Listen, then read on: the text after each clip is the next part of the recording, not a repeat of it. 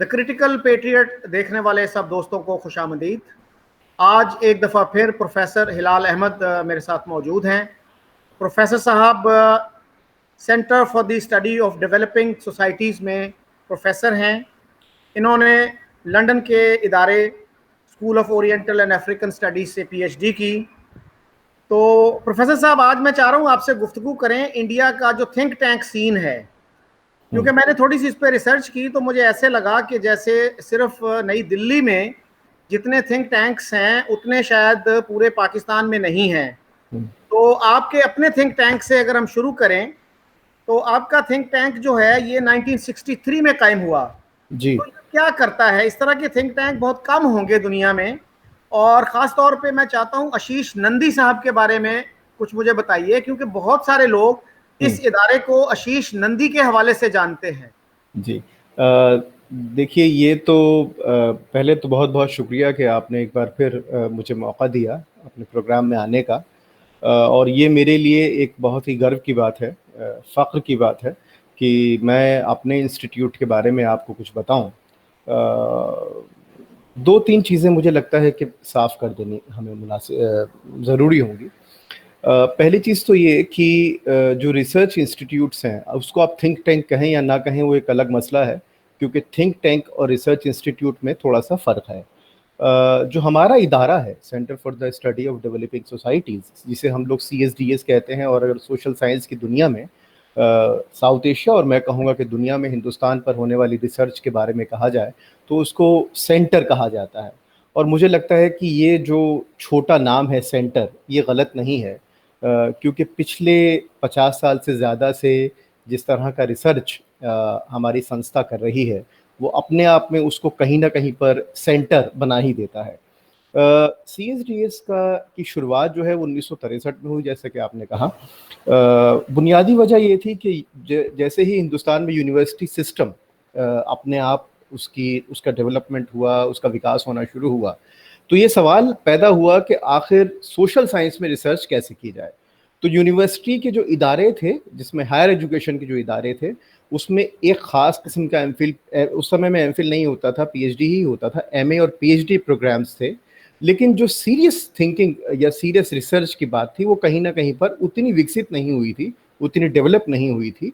और इसके लिए ये कोशिश की गई, ये सोचा गया कि क्यों ना ऐसे इदारे बनाए जाएं जो कि सोशल साइंस के अंदर इस काम को करें और रिसर्च को प्रोफेशनली लें। तो ये प्रोफेशनलिज्म मुझे लगता है कि हमारे इदारे की पहली चीज़ थी जिसने कि इस चीज़ की शुरुआत की। 1963 में सेंटर बना, और जिस दौरान सेंटर बना उस वक्त में एक मामूली तौर पर एक छोटा सा प्रोजेक्ट था, जो कि अपने आप में विकसित होते होते कई सारे प्रोजेक्ट का एक मजमुआ सा बन गया 67-68 में आते आते। जिस चीज़ की शुरुआत, मुझे लगता है कि आपने आशीष नंदी साहब का जिक्र किया, लेकिन सेंटर की शुरुआत करने वाले जो रहनुमा थे, उनका नाम था प्रोफेसर रजनी कोठारी। और जो लोग पॉलिटिकल साइंस की दुनिया से हैं वो जानते हैं कि रजनी कोठारी की बड़ी मशहूर किताब है पॉलिटिक्स इन इंडिया, जिसको माइलस्टोन कहा जा सकता है। एक ऐसी किताब जिसको बिना पढ़े आप हिंदुस्तान की सियासत के बारे में सोच और समझ नहीं सकते हैं, चाहे आप उसको पसंद करें या ना पसंद करें। एक माइलस्टोन है, एक मील का पत्थर है, जिसको कि आपको रेफरेंस पॉइंट बनाना ही पड़ेगा। तो बहरहाल सेंटर की शुरुआत जो है 1963 में हुई, और बुनियादी तौर पर यह सवाल उठाया गया कि क्यों ना हिंदुस्तान को वेस्ट की नज़र से देखने की बजाय उसकी अपनी नज़र से देखा जाए। और जब हमने कहा कि अपनी नज़र से, तो इसका मतलब ये नहीं कि जो वेस्टर्न तरीके थे सोशल साइंस करने के, उनको नकार दिया जाए। तो बुनियादी तौर पे हमने जो शुरू किया सन 1967 में, वो पहला रिसर्च जो था, वो मेजर रिसर्च था कि 1967 के अंदर हिंदुस्तान में जो आम इंतखाबात हुए थे उनकी एक स्टडी की जाए कि आखिर लोग वोट कैसे डालते हैं। हम सभी जानते हैं कि हिंदुस्तान में लोकतंत्र या डेमोक्रेसी पर बहुत बात होती है, लेकिन आखिर लोग क्यों, उनके मायने क्या हैं लोकतंत्र के, उनके मायने क्या हैं डेमोक्रेसी के। तो इस बात की समझ के लिए, और याद रखिए कि सन 51-52 में हिंदुस्तान में पहले चुनाव हुए थे, तो उसके बाद में ये ज़रूरी था कि इतनी 3 या 4 बड़े चुनाव हो चुके हैं, और जो हिंदुस्तान के स्टेट्स हैं जिन्हें हम राज्य कहते हैं हिंदी में, उनमें भी बहुत सारे चुनाव हो चुके थे। तो ये ज़रूरी था कि आखिर लोग किस तरह की भागीदारी पॉलिटिकल प्रोसेसेस में देखते हैं। तो इसके लिए हमारा पहला सर्वे जो था वो 1967 में हुआ। जो दिलचस्प बात है वो ये है कि सेंटर सिर्फ सर्वे तक महदूद नहीं रहा। सिर्फ सर्वे के जरिए ही हिंदुस्तान को समझने की कोशिश नहीं की गई।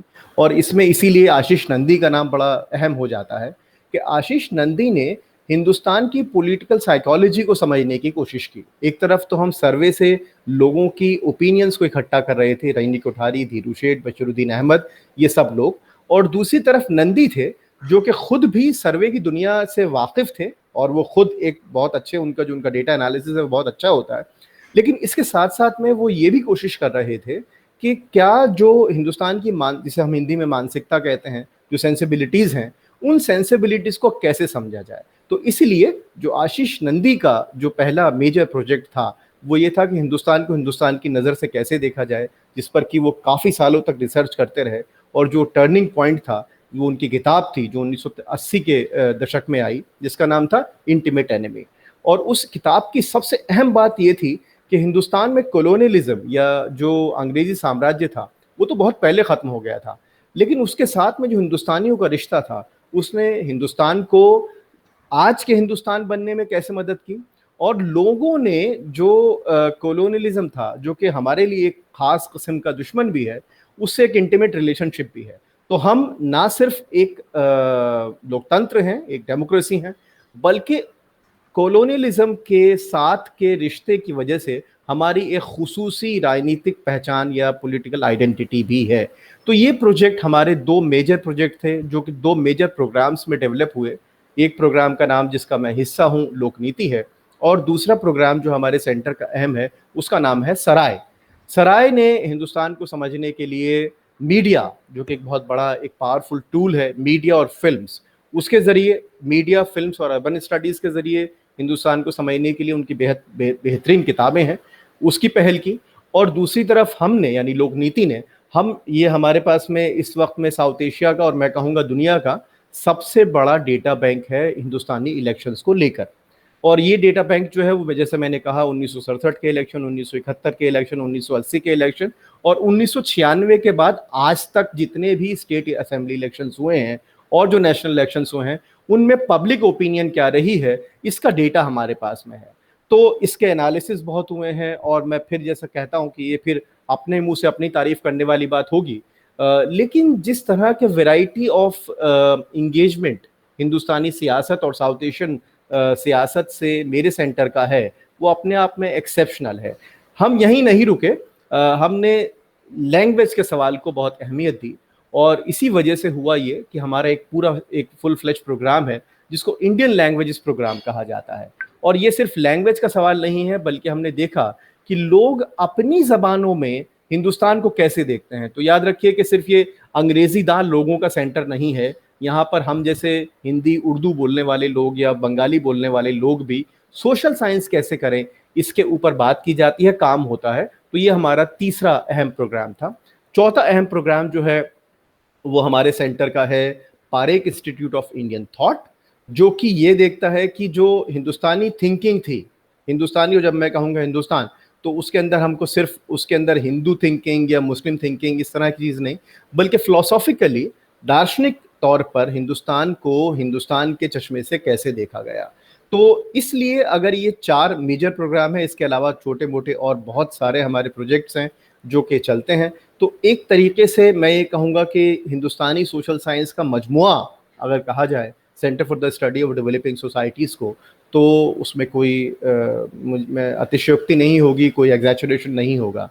तो मैं बहुत प्राउडली, लेकिन ये जैसे मैंने कहा कि क्योंकि मैं इस इंस्टीट्यूट का हिस्सा हूँ, इसलिए इसको माना जाए। तो मैं अपने देखने वालों से ये रिक्वेस्ट करूँगा, ये इल्तिजा करूँगा कि वो जाएं और जाके हमारी वेबसाइट पर देखें कि हम किस तरह का रिसर्च करते हैं, और हमारा रिसर्च क्यों जो है वो एक तरीके से यूनिवर्सिटी में किए जाने वाले रिसर्च से अलग है, और दूसरी तरफ वो यूनिवर्सिटी में किए जाने वाले रिसर्च को कॉम्प्लीमेंट भी करता है, उसको एक नई धारा देता है, एक नई डायरेक्शन देता है।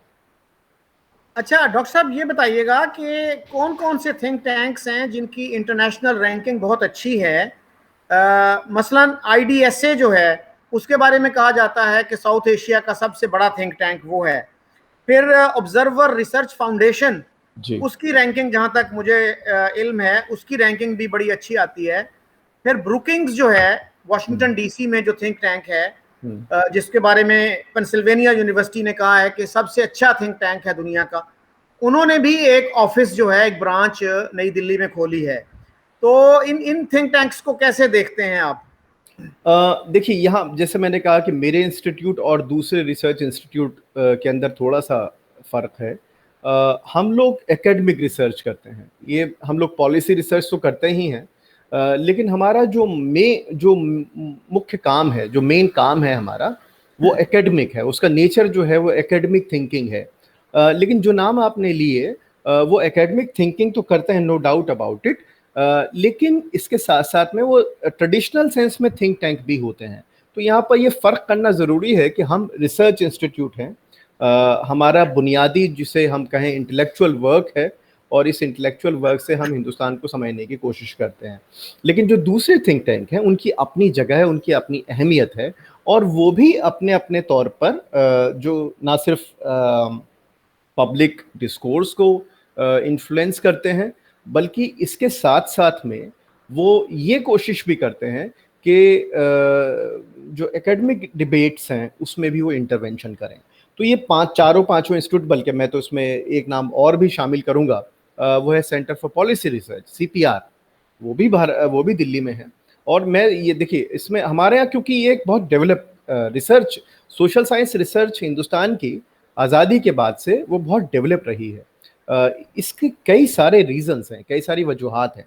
तो एक बुनियादी वजह ये है कि हिंदुस्तान में आज़ादी के बाद रिसर्च पर बहुत ध्यान दिया गया।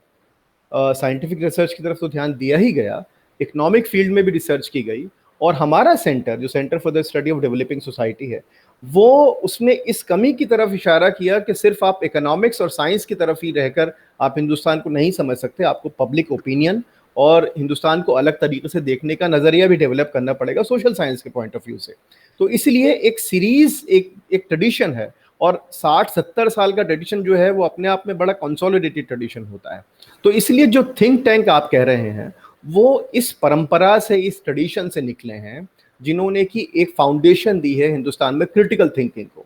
इसलिए क्रिटिकल थिंकिंग का हिंदुस्तान में एक बहुत पुराना एक अपने आप में एक इतिहास है, एक हिस्ट्री है, और इसलिए बहुत ज़्यादा ज़रूरी है कि हम इसका, एक वजह तो ये है कि ये ट्रेडिशन डेवलप हुआ है, दूसरी वजह और बड़ी अहम वजह है वो ये है कि, और इसके बारे में काफ़ी कुछ लिखा पढ़ा जा चुका है, कि हिंदुस्तान की जो पहली लीडरशिप थी वो अपने आप में कहीं ना कहीं पे इंटेलेक्चुअल लीडरशिप थी। चाहे वो नेहरू हो, चाहे वो अंबेडकर हो, चाहे वो मौलाना आज़ाद हो, चाहे वो राजेंद्र प्रसाद हो, चाहे वो डॉक्टर जाकिर हुसैन हो, चाहे वो डॉक्टर राधा कृष्णन हो, ये सभी लोग जो पहली जनरेशन है वो कहीं ना कहीं पे इंटेलेक्चुअल्स भी हैं, और वो कहीं ना कहीं पर पब्लिक इंटेलेक्चुअल्स भी हैं। तो हिंदुस्तान में क्रिटिकल थिंकिंग और पब्लिक इंटेलेक्चुअलिज्म का एक बहुत पुराना ट्रेडिशन है। इस पर एक बहुत इंटरेस्टिंग किताब लिखी गई है कि जो पहली जनरेशन थी हिंदुस्तानी लीडर्स की, वो कहीं ना कहीं पर जो है पढ़ने लिखने वाले लोग थे। तो इसलिए ये दूसरी बुनियादी वजह है कि हिंदुस्तान में एक बहुत बड़ा एक कंसोलिडेटेड रिसर्च इंफ्रास्ट्रक्चर है सोशल साइंस को लेकर। साइंस वाला तो है ही अलग मामला, लेकिन क्योंकि मैं ज़्यादा सोशल साइंस के बारे में जानता हूँ, तो इसलिए मैं ये कहना चाहूँगा कि हिंदुस्तान के अंदर जो ये सोशल साइंस वाला जो स्फेयर है वो अपने आप में काफ़ी मजबूत है। और इसीलिए आप देखेंगे कि हिंदुस्तान में जो क्रिटिकल बहस होती है वो अपने आप में कहीं ना कहीं पर, अगर मैं सिर्फ इसमें एक आपको इसका एग्जांपल दूं, वो है डेमोक्रेसी। कि जो डेमोक्रेसी का जो अंतर्राष्ट्रीय बहस है, जो इंटरनेशनल डिबेट है डेमोक्रेसी की, उसमें हिंदुस्तान का इंटरवेंशन इसलिए भी है, ये सिर्फ इस वजह से नहीं कि हमारे यहाँ फ्री और फेयर इलेक्शन लगातार होते हैं, बल्कि इसलिए भी है कि उन फ्री और फेयर इलेक्शन से जो नई राजनीति की समझ, जो पॉलिटिक्स की समझ डेवलप हुई थी, उसने जो वेस्टर्न कंसेप्शन थे डेमोक्रेसी के, जो पश्चिमी देशों के मायने थे लोकतंत्र के, उसको सैद्धांतिक तौर पर, थ्योरेटिकली भी चैलेंज किया है।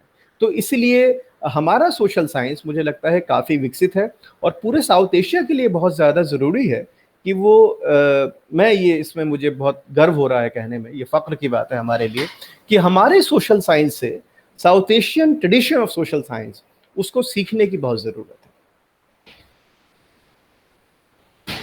अच्छा हिलाल साहब, ये बताइएगा कि इस वक्त कितने हैं जो प्रोमिनेंट थिंक टैंकर्स हैं मुस्लिम कम्युनिटी से, यानी एकेडमिक्स भी उसमें शामिल कर लें, थिंक टैंकर्स भी कर लें, रिसर्चर्स भी कर लें। हम्म। जर्नलिज्म में तो मेरा ख्याल है कि कुछ नाम हमारे जहन में आते हैं, जैसे आरफा शेरवानी है, सईद नकवी, एमजे अकबर, राना अयूब। तो एकेडमिक्स में क्या पोजीशन है? देखिए, ये जो सवाल है, दरअसल इसके दो जवाब हो सकते हैं। एक जवाब जो मैं बहुत पसंद नहीं करता हूं, लेकिन फिर भी मैं आपको दे दूंगा।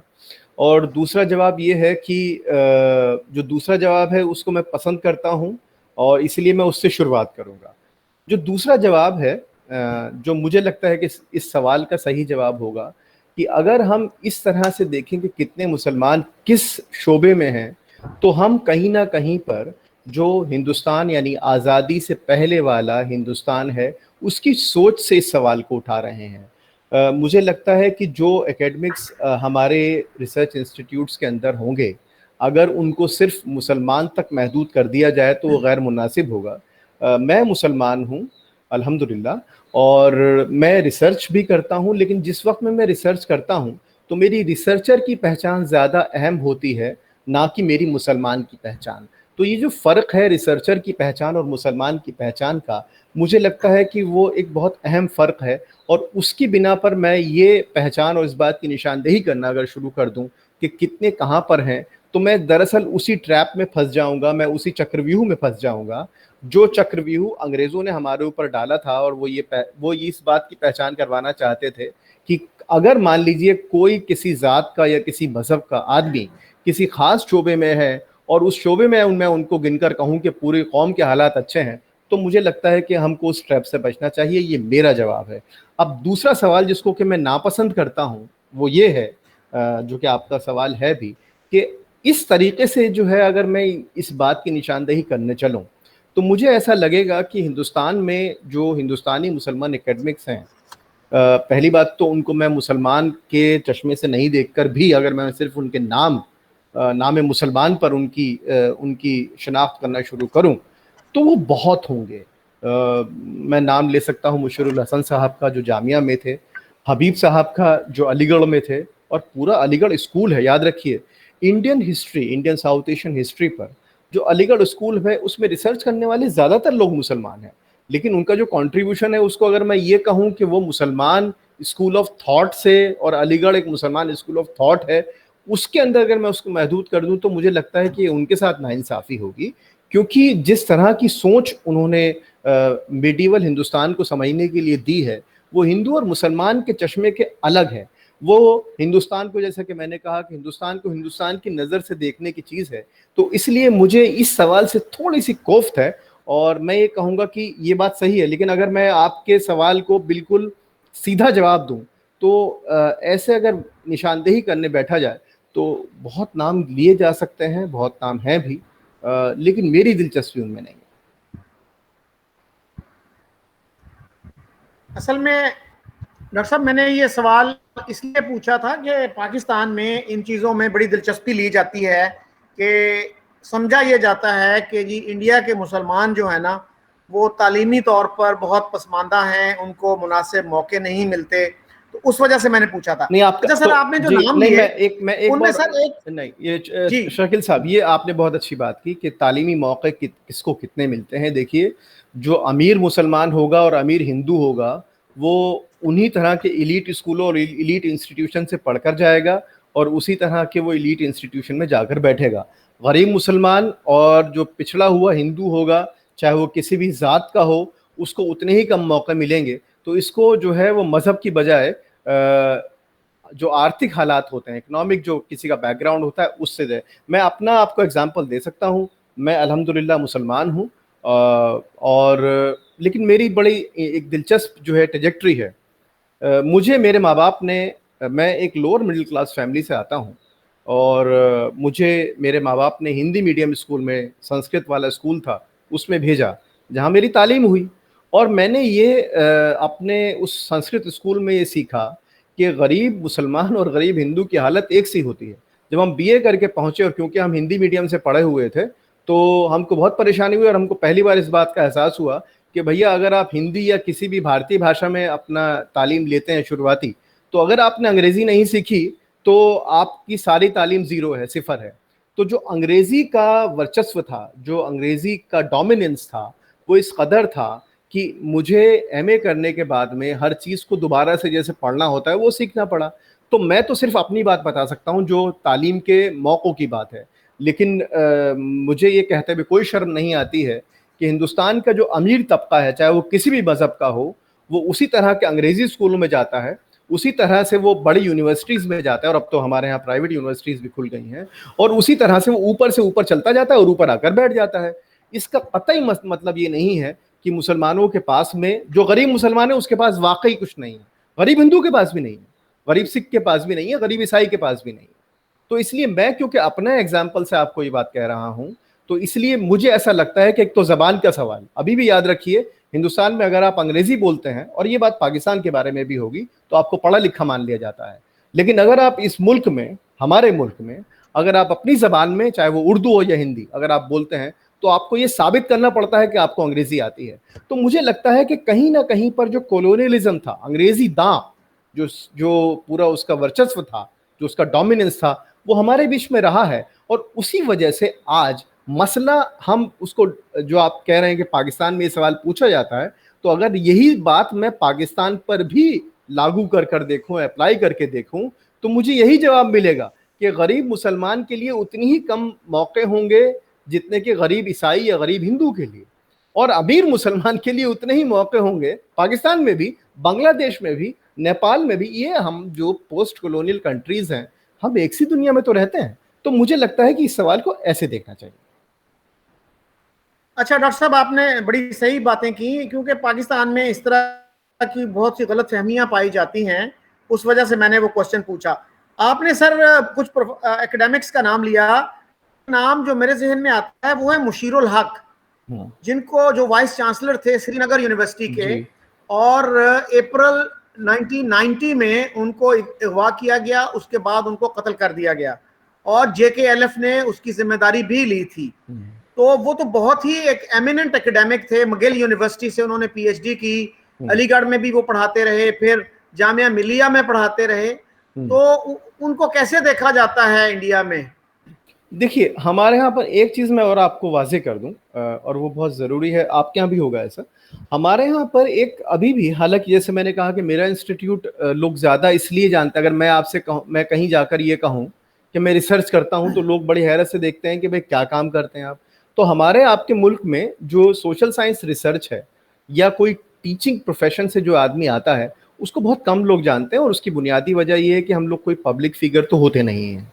तो इसलिए मुशर्रुल हक साहब की बात जो आपने की, और बड़ा वो दर्दनाक हादसा था, हम सभी के लिए दर्दनाक हादसा था, तो मुझे ऐसा लगता है कि उनको देखने वाले लोग कौन होंगे? हम लोग होंगे, जो हमारी एकेडमिक कम्युनिटी है वो होगी, वो बहुत बहुत इज्जत से देखती है, वाकई यकीनी तौर पर देखती है। लेकिन क्योंकि एकेडमिक प्रोफेशन की अपनी एक ख़ास लिमिटेशन है, और वो लिमिटेशन ये है कि हमारे यहाँ पर किसी भी व्यक्ति को या किसी भी इंडिविजुअल को देखने की जो वो क्यों अहम बनेगा, वो उसका काम होता है, ना कि इंडिविजुअल। तो इसलिए, और दूसरी बात ये कि मुझे तो, अगर मैं बिल्कुल आपसे ऑनेस्ट इसका जवाब दूं कि आपने याद दिलाया मुशर्रुल हक साहब के बारे में, तो मुझे लगता है कि पब्लिक मेमोरी हमारे यहाँ इतनी कम है, और क्योंकि एकेडमिक्स को कोई वैसे भी याद नहीं रखता है, पब्लिक मेमोरी हमारे यहाँ इतनी कम है कि अगर आप किसी से पूछेंगे तो शायद किसी को ये नाम भी पता नहीं होगा। लेकिन एकेडमिक सर्कल्स में भी मुझे लगता है कि ये नाम खत्म हो गया, जबकि उनका इतना दर्दनाक हादसा है। तो उसकी बुनियादी वजह यह है क्योंकि हमारी अपनी एक दुनिया है, और वो किताबी दुनिया है, इसमें जो व्यक्ति होते हैं और इस तरह के दर्दनाक हादसे याद नहीं रखे जाते हैं। लेकिन ये बहुत दिलचस्प सवाल है, मुझे लगता है कि इस बारे में कुछ और सोचना और पढ़ना चाहिए कि आखिर क्यों ऐसा हुआ कि इतना दर्दनाक हादसा जो मुशर्रुल हक साहब के साथ में हुआ, उसको लेकर इंडियन सोशल साइंस 30 साल तक बहुत कुछ, मुझे नहीं लगता कि हमारे यहाँ उस पर कोई रिस्पॉन्ड किया गया होगा। अच्छा हिलाल साहब, ये बताइएगा, थोड़ा सा हम मौजू को चेंज करते हैं। तो शाहबानो केस के बारे में बहुत कंट्रोवर्सी बनी थी इंडिया में 1980s में, जी। और आरिफ मोहम्मद खान साहब ने उस वक्त इस्तीफा दे दिया था राजीव गांधी की गवर्नमेंट से कि वो शाह बानो केस पे वो उन खातून के हुकूमत खड़ी नहीं हुई। तो अब कैसे मुस्लिम कम्युनिटी इसको देखती है कि क्या मुस्लिम कम्युनिटी का वो स्टैंड गलत था, उनको शाहबानों के साथ खड़ा होना चाहिए था? और यूनिफॉर्म सिविल कोड पे क्या सोचते हैं मुसलमान जो हैं, प्रोग्रेसिव मुस्लिम, पढ़े लिखे मुसलमान जो हैं? बहुत शुक्रिया शकील साहब इस सवाल को पूछने का, और ये बड़ा अहम सवाल है। और आपने दरअसल 3 सवाल मुझसे पूछे हैं। तो पहला सवाल तो शाहबानो केस के बारे में है कि मैंने शायद आपको पिछले वाले इंटरव्यू में भी हमारी बात हुई थी कि जब भी हम हिंदुस्तानी मुसलमानों को देखें तो ये बहुत ज़रूरी है कि हम ये इस तरफ इशारा करें, इस बात की शिनाख्त करें और बताएं और याद रखें कि हिंदुस्तान, पाकिस्तान और पूरे साउथ एशिया में कोई एक मुस्लिम कम्युनिटी नहीं है। अगर हम इस बात को मानेंगे तो हमको ये भी मानना पड़ेगा कि दरअसल कोई एक इस्लाम भी नहीं है। अगर हम ये मानेंगे तो हमको ये भी मानना पड़ेगा कि दरअसल शरीयत की कोई एक समझ या एक इंटरप्रिटेशन भी नहीं है। जो 3 तलाक वाला मामला है, जो कि शाहबानो केस की बुनियादी जो वर्डिक्ट था सुप्रीम कोर्ट हिंदुस्तान के, वो यही था कि जो 3 तलाक है वो जायज़ है या नाजायज़, और उस 3 तलाक के बाद में जो मेंटेनेंस की रकम होती है वो क्या जो शौहर जिसने तलाक दे दी है वो उस पर आयद है या नहीं है। तो अगर हम ये देखें तो सबसे पहली बात तो हमारे पास कोई इस किस्म का स्टैटिस्टिक्स है नहीं जो ये साबित करे कि हिंदुस्तान के तमाम मुसलमान 3 तलाक देते हैं कि नहीं देते हैं। जहाँ तक मुस्लिम लीडरशिप की बात है 3 तलाक को लेकर, याद रखिए मुसलमान कम्युनिटी और मुस्लिम लीडरशिप में भी एक बहुत बड़ा फ़र्क है। मैं दिल्ली का मुसलमान हूँ और मुझे इस बात पर पूरा जितना मैंने रिसर्च किया है और जितना मैं जानता हूँ अपने परिवेश, अपने माहौल से, वो ये जानता हूँ कि सन 86 में भी जो हिंदुस्तान के और ख़ास तौर से जो नॉर्थ हिंदुस्तान के जो जुनूबी नॉर्दर्न उत्तरी हिंदुस्तान है, उसके मुसलमानों में 3 तलाक को लेकर काफ़ी अनीस था। ये था कि ये कहीं ना कहीं पर सही नहीं है। लेकिन कहीं ना कहीं पर इसमें याद रखिए कि राजीव गांधी की जो सरकार थी और आरिफ मोहम्मद खान साहब का जो स्टैंड था वो बहुत वैलिड स्टैंड था। याद रखिए मैं उस ज़माने में उनकी तायद करता था। लेकिन सब चीज़ों को ये मान लेना कि पूरी मुस्लिम कौम उसमें शामिल थी, ये गलत होगा।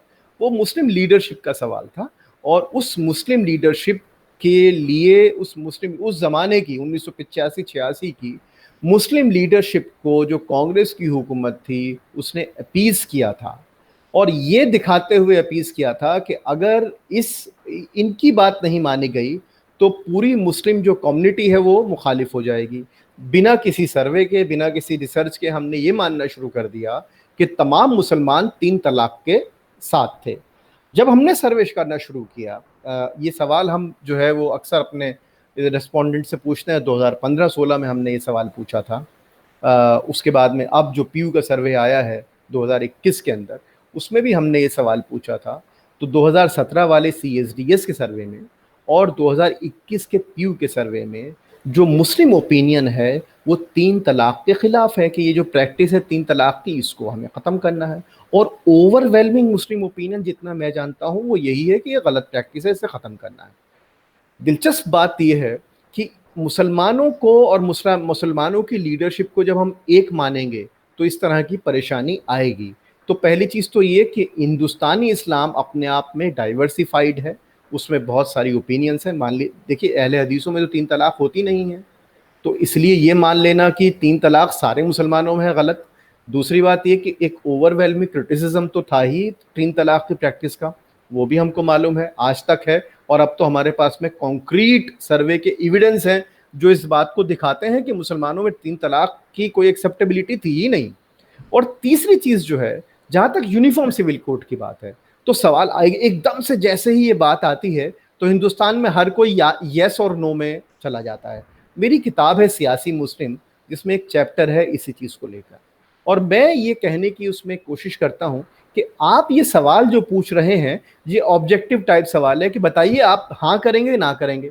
अरे भाई, इतना कॉम्प्लेक्स सवाल है, इतनी कॉम्प्लेक्स सोसाइटी है हिंदुस्तानी मुसलमानों की, उसमें हाँ और नहीं के साथ में मैं कैसे आपको बता दूं। हाँ, इतना मैं आपको पूरे कॉन्फिडेंस के साथ अपनी रिसर्च के साथ ये कह सकता हूँ कि हिंदुस्तानी मुसलमान जो हैं वो 3 तलाक की, एक बार में 3 तलाक कहने वाली प्रैक्टिस के खिलाफ थे।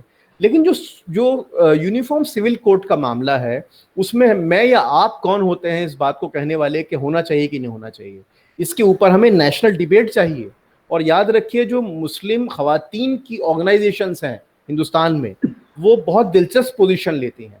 एक ऑर्गेनाइजेशन है, इसका मैं जिक्र करना चाहता हूँ, वो है मुस्लिम महिला, भारतीय मुस्लिम महिला आंदोलन। वो ये कहता है कि हम ट्रिपल तलाक के मुखालिफ हैं। वो ऑर्गेनाइजेशन जो कि खवातीन की ऑर्गेनाइजेशन है, औरतों की ऑर्गेनाइजेशन है, वो ये कहती है कि हम जो है, हम तो 3 तलाक के मुखालिफ हैं, लेकिन हम यूनिफॉर्म सिविल कोड नहीं चाहते। क्योंकि लीगल प्लूरलिज्म एक चीज होती है, यानी कि एक बड़ा कानून और उसके बाद में कम्युनिटीज के अलग अलग अपने अपने कानून। तो अगर ये लीगल प्लूरलिज्म है तो हम उसके साथ हैं, ना कि यूनिफॉर्म सिविल कोड के एक कानून सब पे आयद हो जाएगा। ये डिबेट याद रखिए कि हमारे यहाँ का जो लॉ कमीशन की जो रिपोर्ट आई, उसने भी ये कहा कि हमें लीगल प्लूरलिज्म चाहिए और मुसलमानों के अपने जो जो कानून होंगे वो उनके साथ रहें, उनमें रिफॉर्म कीजिए। तो जो खवातीन की ऑर्गेनाइजेशंस हैं हमारी, वो ये कहती हैं कि जो मुस्लिम पर्सनल लॉ है हमारा अलग से, उसको आप जो है उसमें रिफॉर्म कीजिए। इसी तरह से जो सिखों का होगा, जो ईसाइयों का होगा, जो हिंदुओं का होगा, उसमें आप रिफॉर्म कीजिए। और उन सबको इस तरह से रखिए कि एक चीज इस तरह से पूरी तरह से आरोपित ना कर दी जाए। एक बात। दूसरी बात ये कि अभी तक हमारे यहाँ पर जो यूनिफॉर्म सिविल कोड है वो सिर्फ एक अफवाह नाम की चीज है। उस पर कोई नेशनल डिबेट नहीं है, उसका कोई प्रारूप नहीं है, उसका कोई स्ट्रक्चर नहीं है जिसके ऊपर आप रेस्पॉन्ड करें कि अच्छा ये यूनिफॉर्म सिविल कोड है तो इसके मैं समर्थन में या विरोध में खड़ा हूंगा, या इसका मैं सपोर्ट करूंगा या अपोज करूंगा। वो चीज अभी तक आई नहीं है। तो जो चीज है ही नहीं, उस पर मैं और आप हाँ या नहीं का फैसला कैसे कर सकते हैं।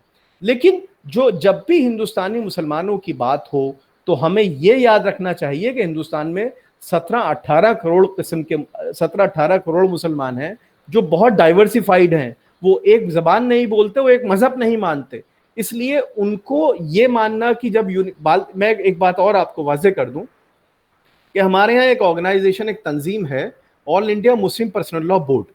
ठीक है, अगर आप उसका दस्तूर उठाकर देखें, उसका संविधान या उसका कॉन्स्टिट्यूशन उठाकर देखें, तो वो भी इस बात को मानता है कि अलग अलग फिरके हैं, अलग अलग शरीयतों की समझ है और हर एक फिरका अपनी शरीयत के हिसाब से अपने काम करता है। अगर ये प्लूरैलिटी मुस्लिम पर्सनल लॉ बोर्ड मानता है, हिंदुस्तान का संविधान या कॉन्स्टिट्यूशन मानता है, तो यूनिफॉर्म सिविल कोड की बहस में भी इस प्लूरैलिटी, और सिर्फ मुसलमानों की बात नहीं कर रहा हूं मैं, हिंदुस्तान की हर एक जो मजहबी ग्रुप है, और इसमें जब मजहबी ग्रुप में सिर्फ हिंदू, मुसलमान, सिख, ईसाई नहीं है, हमारे यहाँ बहुत सारे ट्राइबल रिलीजन भी हैं, जो आदिवासी समाज हैं, उनके अपने कानून हैं। तो उन कानूनों की जो प्लूरैलिटी है उसको रखकर अगर हम सोचेंगे, तभी हम किसी हल पर पहुंच पाएंगे, किसी निष्कर्ष पर पहुंच पाएंगे।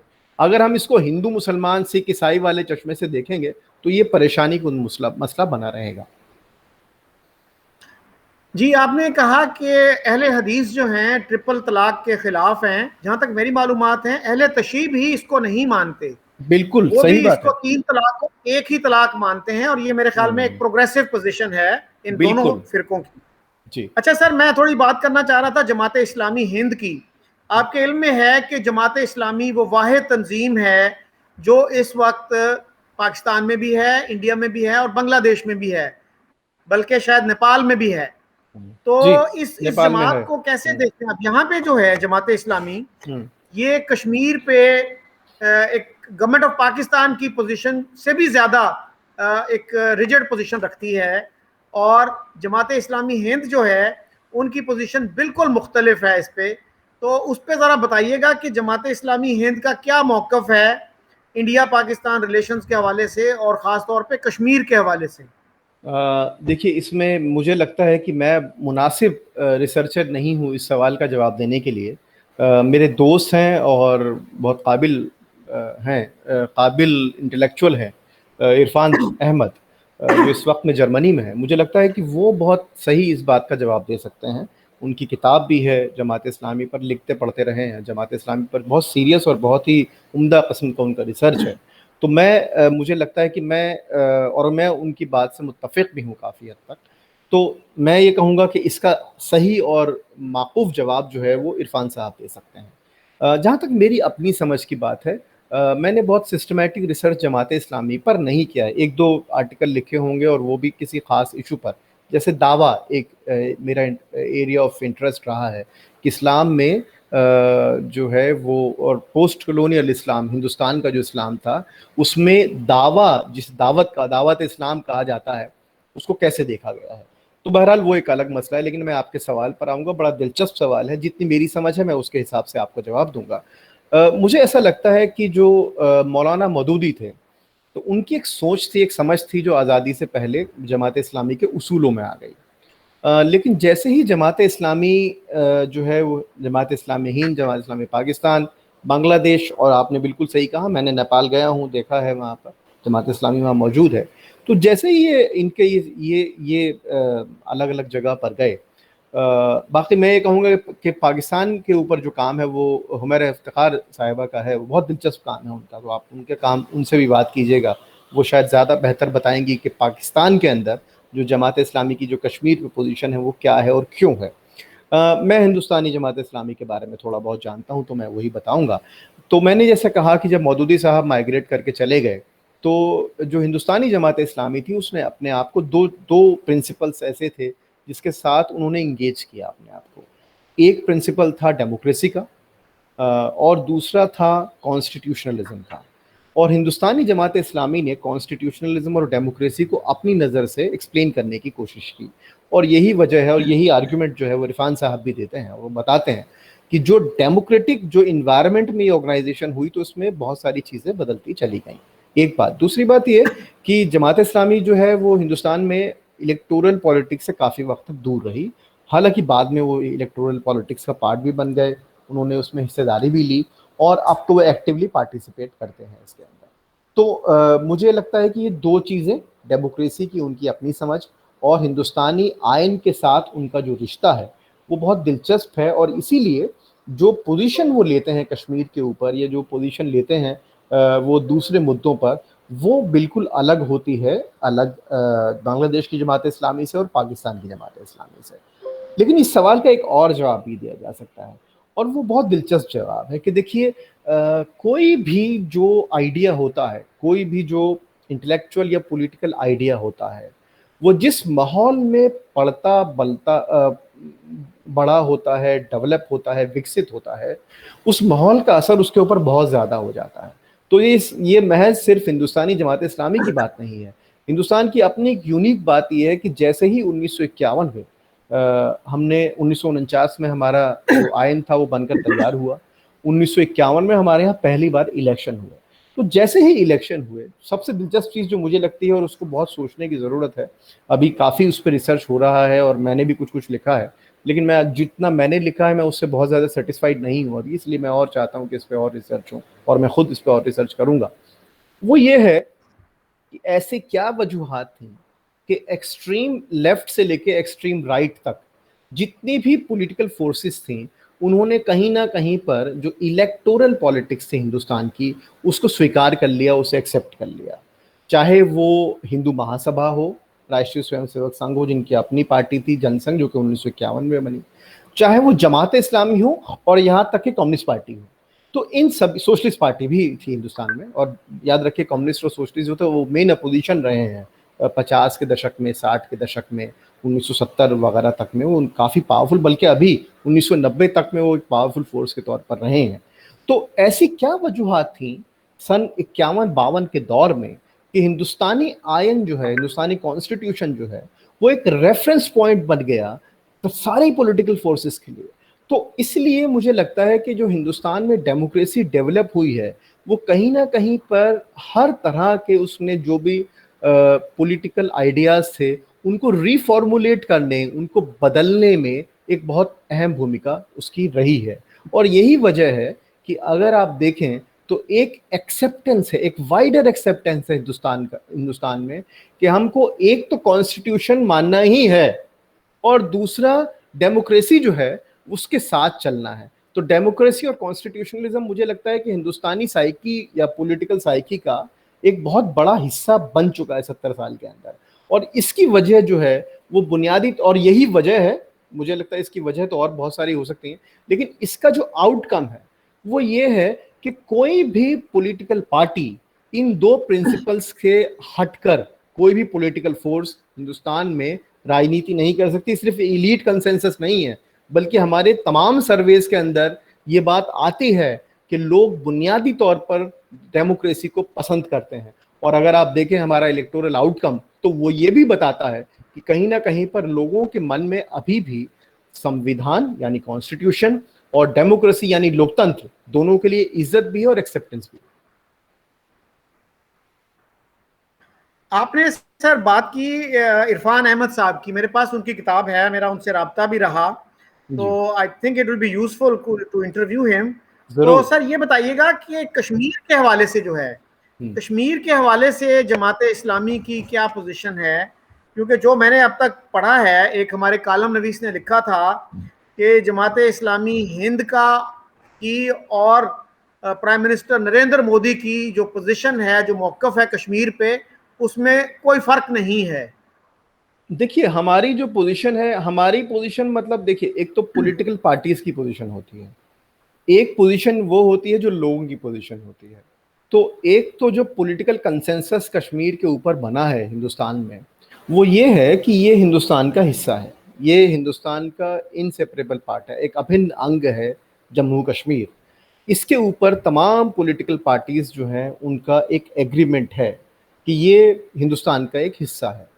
अब कश्मीर के लोगों को, और याद रखिए हमारा जो संविधान है, हमारा जो आयन है, वो एक फेडरल सिस्टम की बात करता है। उस फेडरल सिस्टम को मद्देनजर, और याद रखिए कि जब कश्मीर हिंदुस्तान का हिस्सा बना, तो उस कश्मीर के हिंदुस्तान के हिस्सा बनने के बाद सबसे अहम बात ये थी कि हम फेडरल प्रिंसिपल को अपनाते हुए, संघवाद को, जिसे हम हिंदी में संघवाद कहते हैं, उसको अपनाते हुए किस तरीके से उनको, यानी जो लोग उन स्टेट्स में रहते हैं, इतने राइट्स दें, इतने अधिकार दें कि वो हिंदुस्तान का हिस्सा भी रहें और अपने यहाँ की जो ज़िंदगी है, आम फहम राजनीतिक जो उनकी दुनिया है, उसको अपने तरीके से चला सकें। तो इसलिए हमारे संविधान में एक प्रोविज़न था, आर्टिकल 370, जिसके तहत कश्मीर को, और सिर्फ कश्मीर को ही नहीं, नॉर्थ ईस्ट के अंदर भी, जैसे नागालैंड को 371 के तहत हमने कुछ विशेषाधिकार यानी कुछ स्पेशल राइट्स दिए हुए थे। हाल फिलहाल में वो राइट्स जो है 370 जो है उसको ख़त्म कर दिया गया है हिंदुस्तान में। लेकिन जो अंडरस्टैंडिंग है वो ये है कि फेडरल प्रिंसिपल ये कहता है, हमारा संघवाद ये कहता है कि राज्यों को, भारत जो है, हिंदुस्तान जो है, वो अलग अलग राज्य, हमारा पहला जो संविधान का प्रिंसिपल है, पहला जो आर्टिकल है जो हिंदुस्तान को डिफाइन करता है, वो ये कहता है कि यूनियन ऑफ इंडिया है, यानी यूनियन ऑफ स्टेट्स है। बहुत सारे स्टेट्स मिलकर इसको एक मुल्क का दर्जा देते हैं। इसका मतलब ये नहीं कि जो राज्य हैं, जो स्टेट्स हैं, उनके पास में अपने अधिकार नहीं है। तो कश्मीर इस फ्रेमवर्क से, कश्मीर की जो हमारी समझ है वो इस फ्रेमवर्क से निकली हुई है कि राज्यों को भी, स्टेट्स को भी अपने यहाँ पर कानून बनाने का के कुछ कुछ खास अधिकार हैं, कुछ राइट्स हैं। और इसी वजह से, और ये बहुत कॉन्स्टिट्यूशनल पोजीशन है, जैसे हमारे यहाँ 97 ऐसे सब्जेक्ट्स हैं जिसमें कि सेंट्रल गवर्नमेंट को अधिकार है कानून बनाने का, 66 ऐसे विषय हैं, ऐसे सब्जेक्ट्स हैं जिन पर कि स्टेट गवर्नमेंट अपने कानून बना सकती है, और 47 ऐसे विषय या सब्जेक्ट्स हैं जिन पर कि दोनों बना सकते हैं। अगर कहीं कॉन्फ्लिक्ट होगा तो सेंटर का माना जाएगा, स्टेट का नहीं माना जाएगा। और इस फ्रेमवर्क में कश्मीर को मैक्सिमम, अधिक से अधिक आज़ादी या स्वायत्तता कैसे दी जाए, इस पर एक मत रहा है हिंदुस्तान में। तो जमाते इस्लामी या नरेंद्र मोदी या कांग्रेस या कम्युनिस्ट पार्टी, मुझे लगता है कि वो सभी इस जो एक कंसेंसस है, एक सहमति है, भारतीय सहमति मुझे लगता है, वो इस दृष्टिकोण से आते हैं।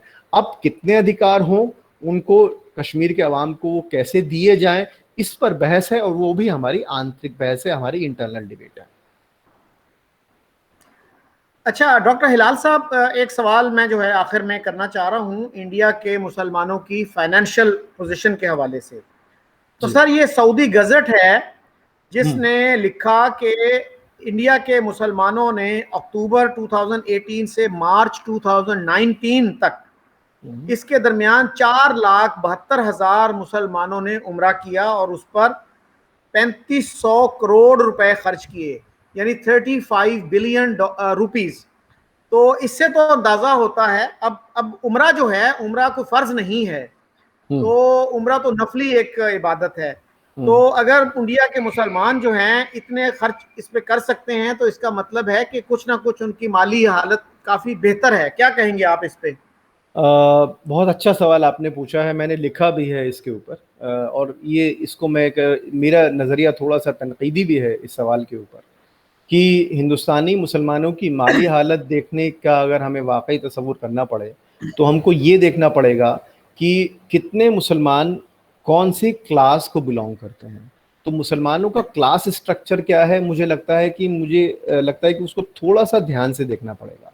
ये ओवर द इयर्स, और ये मेरी किताब के अंदर भी इस पर एक लंबा चैप्टर है कि एक नई मुस्लिम मिडिल क्लास हिंदुस्तान में पनप रही है, पनपी है पिछले कुछ सालों में अलग अलग स्टेट्स में हिंदुस्तान के।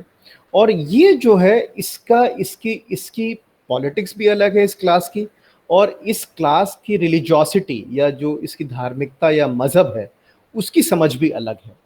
तो इसीलिए आपको इसी में मैं सिर्फ जो आपने ये मुझे स्टैटिस्टिक्स दिए ये बिल्कुल सही है कि आज जो है एक मिडिल क्लास मुसलमान के लिए उम्रा करना पहले की तरह वाला सिचुएशन, यानी 50 या 60 के दशक वाली हालत नहीं है। इसी वजह से इसी में सिर्फ मैं एक और बात शामिल करूंगा और उसके बाद अपनी बात को ख़त्म करूंगा, और वो ये है कि बम्बई में, जो मुंबई से अब कहा जाता है, महाराष्ट्र में एक फतवा आया जिसमें ये कहा गया कि भाई आप ये उम्रा टूरिज्म छोड़िए, ये गैर मुनासिब है। तो एक मुसलमान सिर्फ एक बार उम्रा नहीं करता, बल्कि अब हिंदुस्तानी मुसलमानों के पास तो इतना पैसा है कि वो रमज़ान जो है वो पूरा वहाँ पर, एक ख़ास किस्म का तबका है मुसलमानों का जो कि रमज़ान जो है वो मक्का या मदीना में बिताते हैं, उसे उम्रा भी करते हैं। तो अगर ये जो क्लास इसी बात को रोकने के लिए उलमा इकराम ने एक फतवा जारी किया और ये कहा यह गैर मुनासिब है, इस पैसे का कहीं और इस्तेमाल होना चाहिए। तो मुझे लगता है कि ये एक बहुत पॉजिटिव चीज़ है और इससे दोनों बातें साफ होती हैं। एक, हिंदुस्तानी मुस्लिम मिडिल क्लास पनप रही है, गरीब मुसलमान की हालत बहुत ख़राब है, इसमें कोई नो डाउट अबाउट इट, लेकिन एक हिंदुस्तान का जो अपर क्लास है मुसलमानों का और middle class, upper middle class, वो वाकई में उसके पास में पैसा है, ताकतवर भी है वो, और उसकी बड़ी स्पेसिफिक और अलग किस्म की पॉलिटिक्स है। मेरी किताब में इस पर लंबी बात है, अगर आप चाहें तो उसको पढ़ सकते हैं। एक बात तो ये। दूसरी बात ये कि जो मजहबियत है हिंदुस्तानी मुसलमानों की, उसके अंदर भी ये अभी हाल फिलहाल में जो हमारा पीयू वाला सर्वे था उसमें, उसके ऊपर मैंने एक आर्टिकल लिखा था प्रिंट में, जिसमें मैंने ये बात बताने की कोशिश की थी कि जो हिंदुस्तान में मज़हब की समझ है वो हिंदू, मुसलमान और तमाम बड़े मज़हबों में तकरीबन एक सी होती जा रही है, और उसकी खुसूसियतें हैं 3। पहली चीज़ तो ये कि आपका जो मज़हब है वो बहुत ज़्यादा रिचुअलिस्टिक हो गया है। उम्रा करना, किसी जगह पर जैसे यात्राओं पर जाना, कुंभ के मेले में जाना, अब आपको लगता है कि मज़हब। दूसरी बात ये कि आप जो है भाग्य परस्त हो गए, आप किस्मत परस्त हो गए। तो ज़्यादातर लोगों ने, चाहे वो हिंदू या मुसलमान, ये कहा कि 78% लोगों ने पीयू के सर्वे में ये कहा है कि भाई हमारा जो है, अब उनका मज़हब कुछ भी हो, लेकिन भाग्य से या किस्मत से मेरी ज़िंदगी तय होगी। तो दूसरी चीज़, किस्मत पर ज़रूरत से ज़्यादा भरोसा। पहली चीज़ जो है वो मजहबियत ऐसी जिसके अंदर कि आप रिचुअल करें। और तीसरी चीज़ जो है जो कि एक बहुत अजीब सी सिचुएशन जो है वो हो गई है, वो ये है कि इंडिविजुएशन का प्रोसेस बहुत ज़्यादा हो गया है। हर आदमी अपने आप में अकेला हो गया है, यानी जब भी उसको समाजी होना होता है तो वो रिचुअल में शामिल हो जाता है, लेकिन जब उसके अपने ऊपर पड़ती है तो वो भाग्य का सहारा लेना शुरू कर देता है, किस्मत की बात करना शुरू कर देता है। और ये अक्रॉस द कम्युनिटीज़ है। और मैं पूरे यकीन के साथ कह सकता हूँ, पीयू ने एक सर्वे पाकिस्तान में भी किया था और ये सिमिलैरिटीज़ पाकिस्तान के साथ में भी हैं। जो हिंदुस्तान में मज़हब की सोच है वही पाकिस्तान में भी मज़हब की सोच है।